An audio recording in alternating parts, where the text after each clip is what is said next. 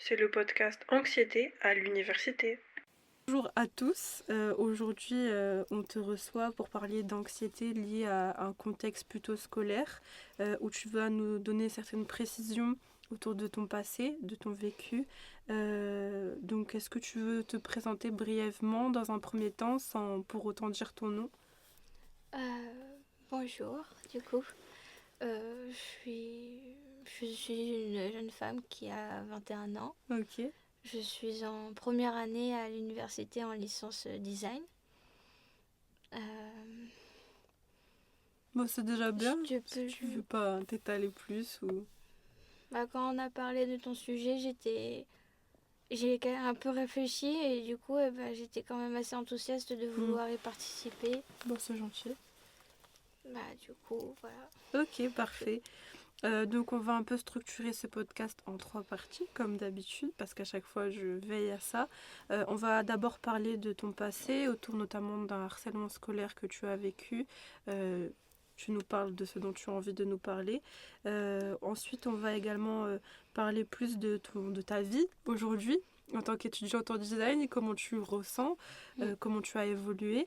Et on va finir un peu avec une partie conseils, astuces, positives, plus légère, parce que je pense que c'est toujours important d'avoir un élan positif à la fin d'un podcast. Donc voilà.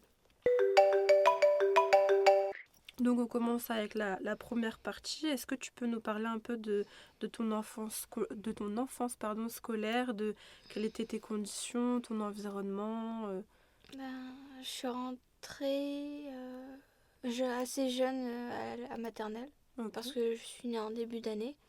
Du coup, j'avais 2 ans et demi. Et à cette époque,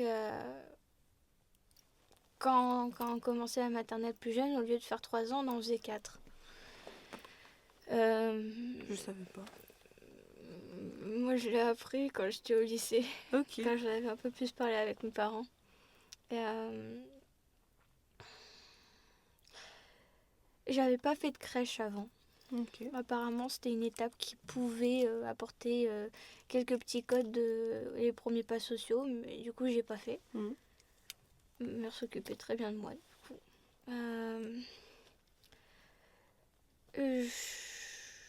Dès les premières années en fait en maternelle, j'avais déjà eu beaucoup de mal à sociabiliser ou à me faire une petite place. Ok. Du coup, ça a été assez compliqué et complexe à comprendre. Et j'avais commencé assez tôt d'aller voir un psy.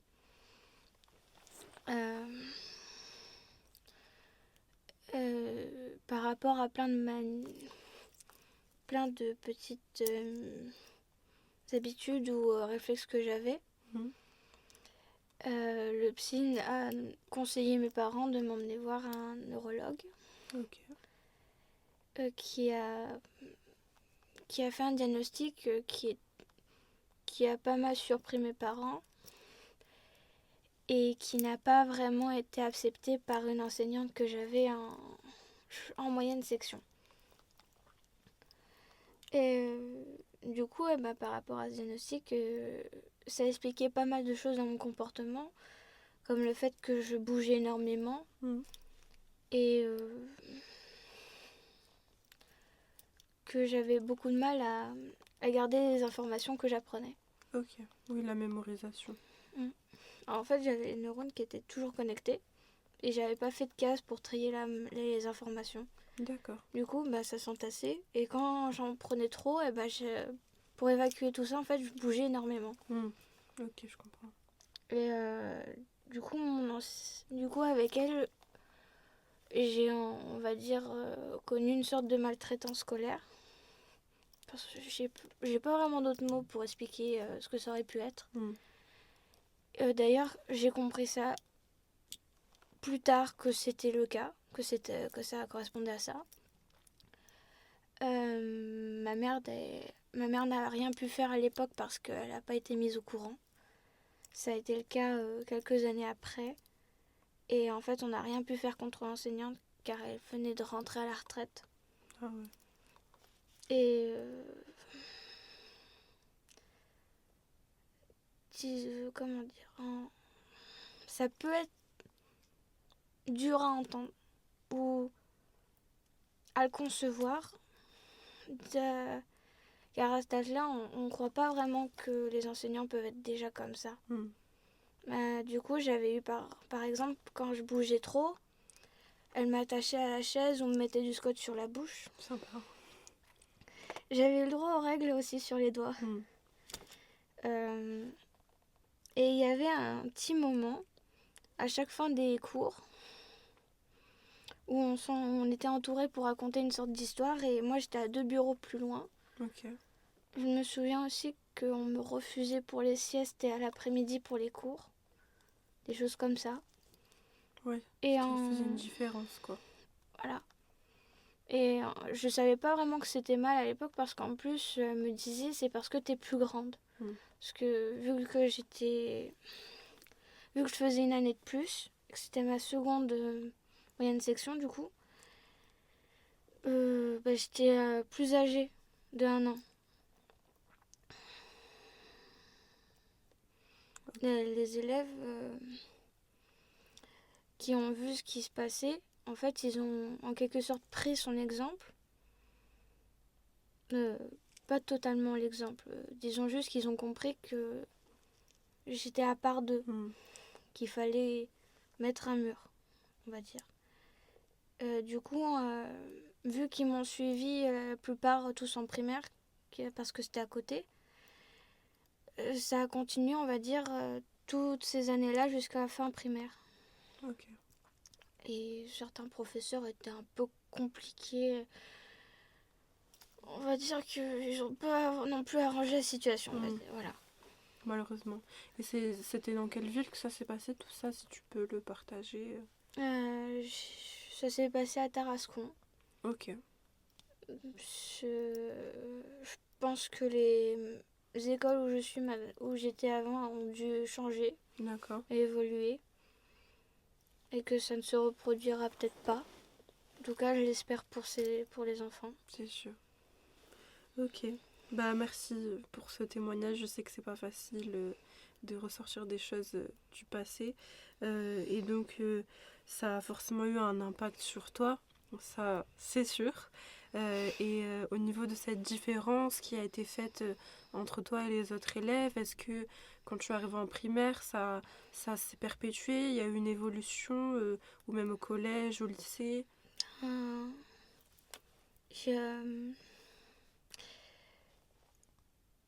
va dire que du coup, ça a continué. Enfin, pas le harcèlement comme ça, mais la sensation d'être rejetée. À force, en fait, c'est comme si ça se faisait dans l'identité. On a l'impression qu'on n'a pas le droit de s'intégrer ou que ça nous est interdit. C'est plus ou moins comme ça que je le vivais et que je le vis encore un peu aujourd'hui. Ok. Y a des moments où je me dis que pour moi, ce serait normal que les amis que j'ai maintenant, ou même ma famille, me tournent le dos, sans qu'il y ait forcément de raison. Bien que j'arrive pas un peu à avancer sur ça.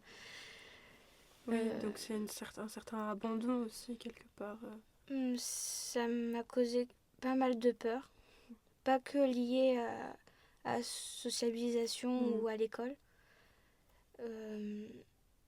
J'ai plus ou moins réussi à m'adapter et à me faire un trou quand je suis rentrée au lycée, en fait. Ok. Parce que sinon, ma crise d'adolescence s'est plutôt fait sur ce que je suis. Plutôt que les questions qu'on se pose maintenant sur, par exemple, qui est-ce que je vais aimer, si je vais plus me tourner vers les hommes ou les femmes, ou même mon genre sexuel, si je me sens femme ou garçon, des choses comme ça. Je me demandais plutôt pourquoi je suis là. Qu'est-ce que j'ai à faire ici? Je comprends. Voilà. Et du coup, au niveau de l'anxiété, est-ce que ça a traduit des choses chez toi durant cette période et plus tard? Quand j'étais petite, j'avais du mal à associer les choses. J'ai passé pas mal d'heures toute seule. Et il n'y avait pas grand-chose que j'arrivais à faire de mes 10 doigts. où je savais même pas encore lire et écrire correctement en fait. Ok. Hum, hum, j'ai plus ou moins ça, les premiers signes d'anxiété, même si ça a toujours été ça en soi. Je les ai plus vus à partir du collège, Ok. où j'avais commencé un sport que j'ai continué pendant 6 ans. Et on va dire que c'est un peu grâce à ça que je réussissais à me défouler et à me changer les esprits. Mais je faisais tout pour pas y aller à l'école. Même en primaire, quand par exemple ma soeur chopait une maladie, je faisais tout pour l'avoir pour pas y aller. Mais au collège, c'était pas vraiment possible, vu que après, il fallait rattraper les cours et c'était horrible. Les professeurs, des fois, ils étaient pas tendres pour ça. Et ça te rajoute de la charge mentale encore plus que du fait de pas y aller, peut-être. Ben, je culpabilisais parce que j'avais pas envie d'y aller, mais je me disais, mais si j'y vais pas, je fais quoi plus tard comme travail? Et j'avais ma mère qui arrivait plus ou moins à me motiver à y aller. Elle me disait souvent que bientôt je pourrais faire ce que je voudrais. Et par exemple, quand j'étais au collège, elle disait au lycée, c'est une autre mentalité. Quand c'était au lycée, elle me disait, t'inquiète pas, après tu pourras faire des études que tu veux, tu seras bien.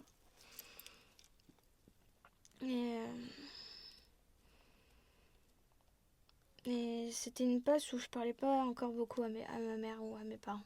Ok. Plus à ma petite sœur, mais pas à mes parents. J'étais très renfermée et très solitaire pour le coup. Je gardais tout, j'arrivais pas forcément à l'évacuer comme je voulais, ni à savoir vraiment comment l'exprimer d'ailleurs.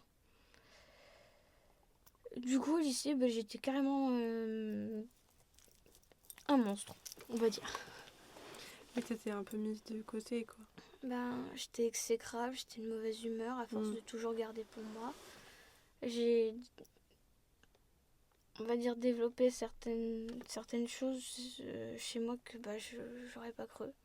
Des fois, j'ai des choses que je trouve normales maintenant, mais qu'avant, je demandais à ma mère, t'es sûre c'est rien de grave?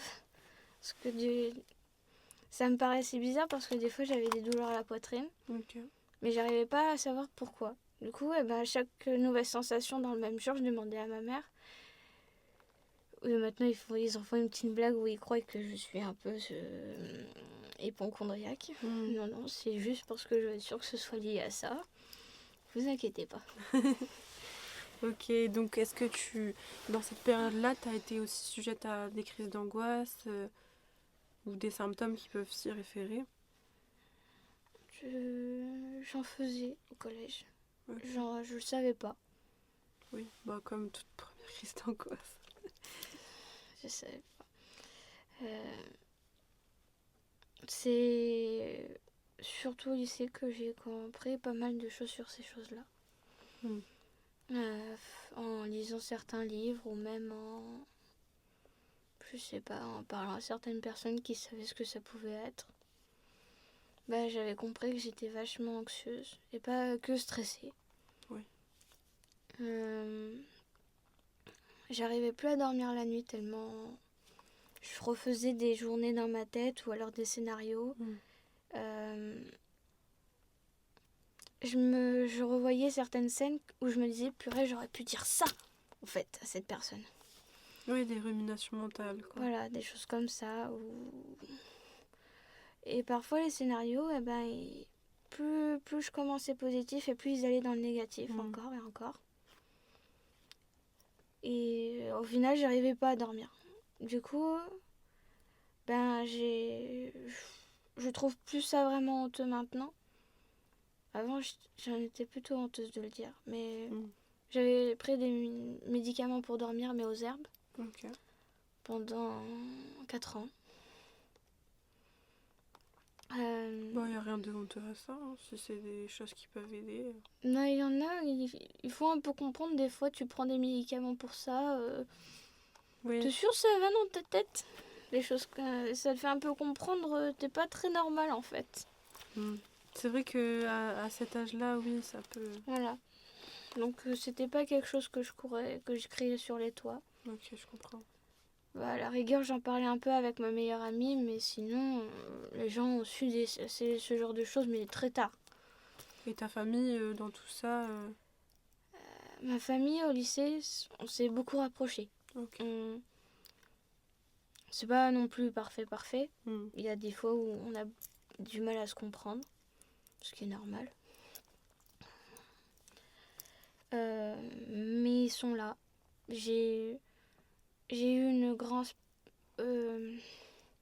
des grandes passes où ils ont été très présents et compréhensifs, où ils ne m'ont pas jugée.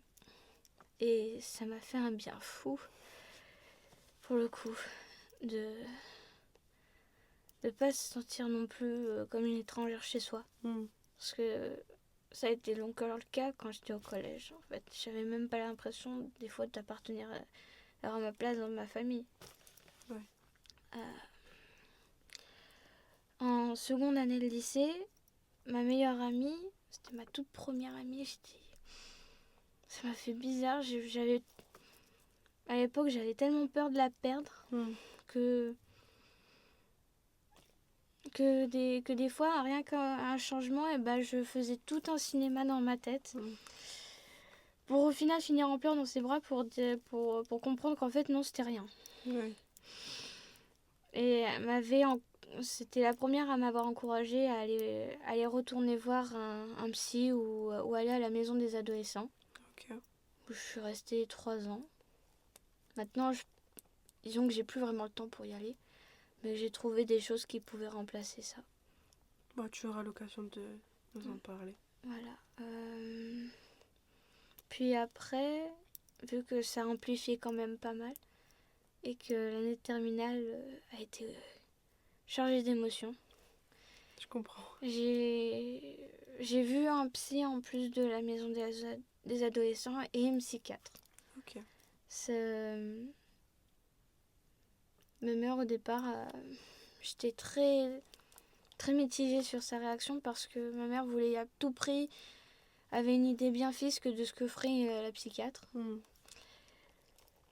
Elle a plus ou moins raison, mais mais au final, ça a été accepté ce choix que j'y aille. Même mon père il m'a dit mais vas-y, hein, si au moins tu deviens de plus bonne humeur et que tu arrêtes de décharger toute cette haine, oui, ça me va, vas-y. Parce que je me mettais dans des états pas possibles et j'avais même commencé à faire des hausses de tension à un âge bas, quoi. Oui. À 20 ans, avoir des hausses de tension, c'est grave. En plus, on peut pas avoir de traitement. Ah, super. C'est à partir de 50 ans le traitement pour la tension, Je pour l'hypertension. Donc vu que moi c'était que des hausses, c'est allé. Mais il fallait apprendre à calmer. Du coup, on avait commencé un traitement chimique qu'on a arrêté très très vite. C'était quoi? T'as le nom peut-être ça peut parler. Je crois que c'était Sartrine, quelque chose comme ça. Je connais pas personnellement. En fait, c'est un médicament que les psychiatres donnent de base. Ok. C'est une sorte de décompresseur, si on veut. Quelque chose comme ça. Et on m'avait donné le plus petit grammage qui existait. J'ai pris ça pendant 3 jours. J'ai eu tous les effets indésirables qu'une centaine de personnes n'a pas forcément à avoir. Sympa. Voilà. Donc, j'étais un zombie, littéralement. J'arrivais même pas à garder un repas. Même l'odeur d'un repas me donnait envie de dire des fois. Ouais. Donc du coup, par rapport aux effets, on a vite arrêté le traitement. Ça a été même adjugé par la psychiatre. Tant mieux. Oui. Parce que là, il y avait de quoi, je pense. Oui. On l'a arrêté en urgence. Ce qui était bien parce que vu que c'était que le début, il n'y avait pas d'accoutumance, on va dire. Donc on a pu vite évacuer ça dans le corps. Et au final, je suis passée à un traitement aux herbes. Ok. À l'hydrothérapie. Le seul truc, c'est qu'il y en a, ils se tournent pas forcément vers ça, car c'est un truc, en fait, comparé aux chimiques, qui attaque pas tout de suite les changements. Le chimique, en fait, il attaque directement le cerveau.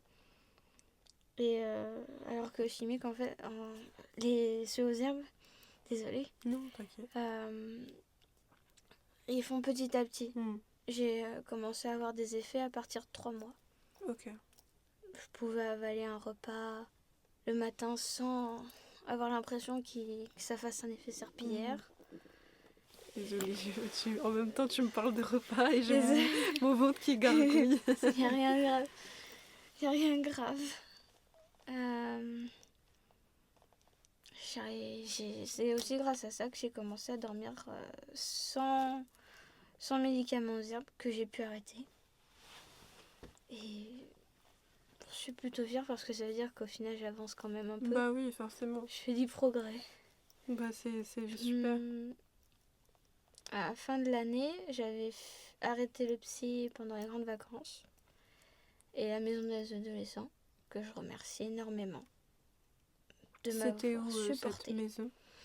C'était aussi à Tarascon. Ok. C'est à la maison des adolescents. Je crois qu'il y en a un peu partout dans le Gard ou dans les Bouches-du-Rhône. D'accord. C'est gratuit, c'est pour des jeunes adolescents aux jeunes adultes, donc 25 ans. Mm. C'est... on te prend comme tu es, pour le coup. Et je les remercie de m'avoir supporté pendant 4 ans. 3 ans. Voilà. Ok. Parce que même moi, des fois, j'avais envie de me donner des tartes. Mes parents, je savais pas comment ils ont fait pour pas me tuer en terminale. Tellement j'étais exécrable et horrible. Et tout ça, c'était... Est-ce que tu as pu avoir aussi un diagnostic autour de ça? Pas forcément le traitement, mais est-ce qu'on t'a diagnostiqué un certain trouble? Ma psychiatre, on peut pas vraiment parler de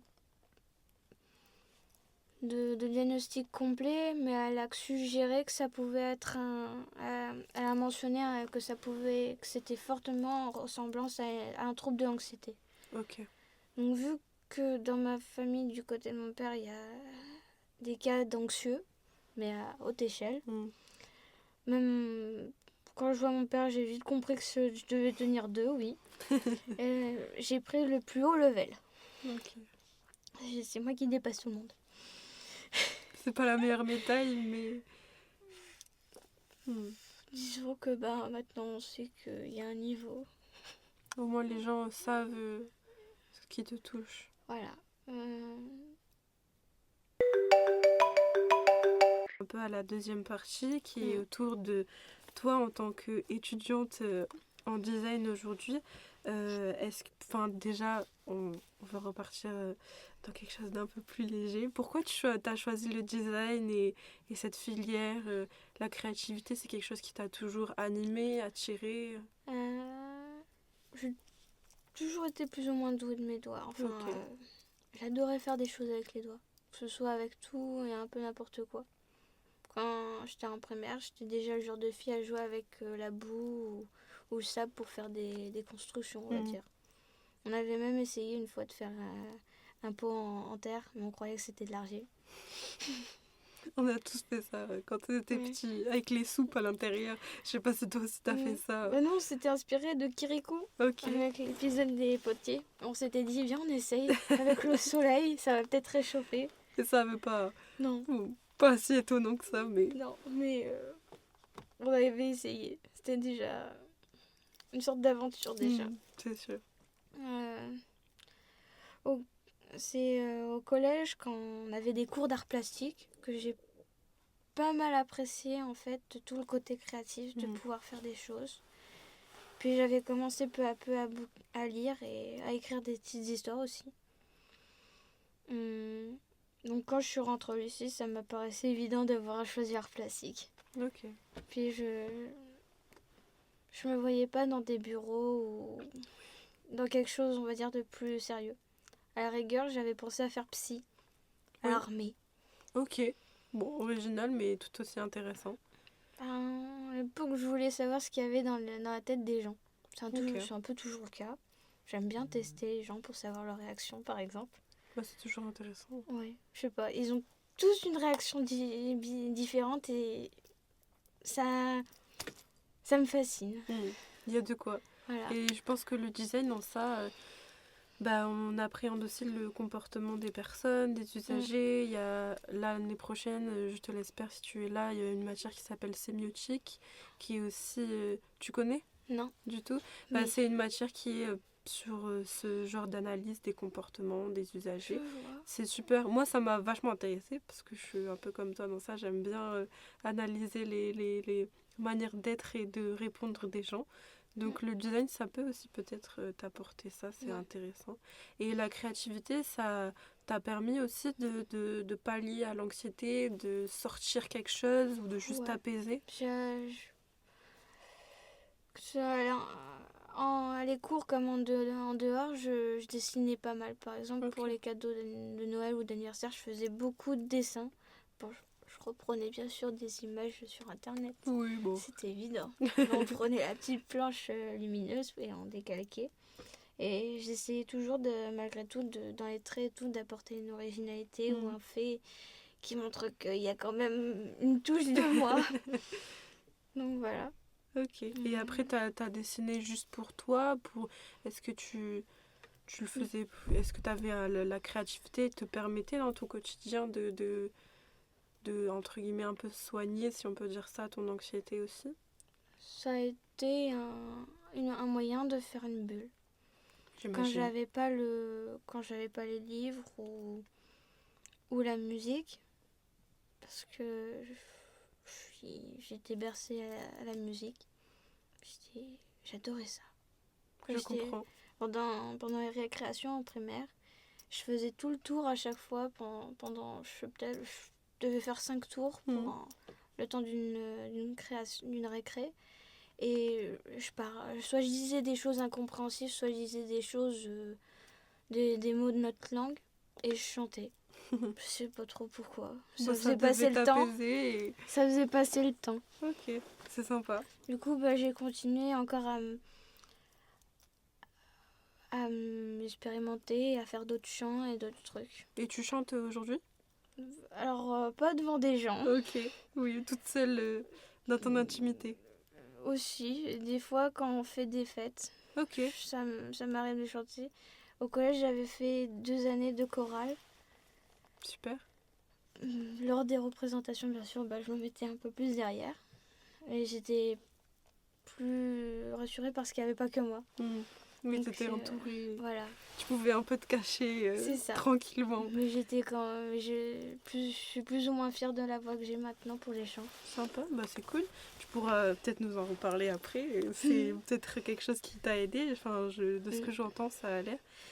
Et aujourd'hui, ton anxiété et ton stress, ça t'impacte comment à l'université, autour d'événements, de projets, Je peux être très dure avec moi.